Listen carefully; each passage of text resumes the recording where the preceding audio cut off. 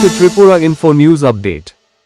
বর্ধিত বিদ্যুৎ মাশুল, পেট্রোল ডিজেল, রান্নার গ্যাস সহ নিত্য প্রয়োজনীয় পরিষেবার মূল্যবৃদ্ধির প্রতিবাদে শুক্রবার বিশ্রামগঞ্জে মিছিল ও ডেপুটেশন কর্মসূচি পালন করে সিপিআইএমের বিশাল মহকুমা কমিটি। পরে জনজীবন সংক্রান্ত ৯ দফা দাবি নিয়ে সিপাহীজলা জেলা শাসকের কাছে স্মারকলিপি প্রদান করা হয়।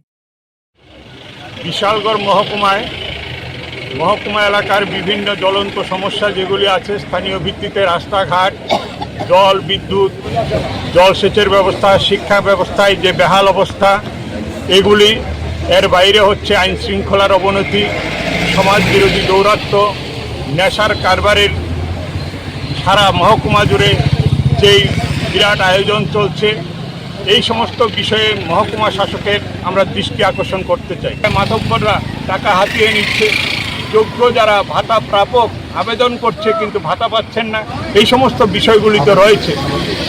এবং এই যে ঘরের যে আবাস যোজনা, এর নামে যা চলছে তো রাহাজানি, কারণ দরিদ্র মানুষদেরকে বাদ দিয়ে দেখা যাচ্ছে বড় লোকদের নাম এই তালিকায় আছে, কিন্তু এখনও প্রতিটি গ্রামে বহু গরিব মানুষের নাম এই তালিকায় ঢুকেনি। আজ পর্যন্ত ঘর পাওয়ার কথা ছিল কিন্তু ঘর পাচ্ছেন না তারা। এই সমস্ত বিষয়গুলি আমরা মাননীয় জেলা শাসকের দৃষ্টি আকর্ষণ করতে চাই।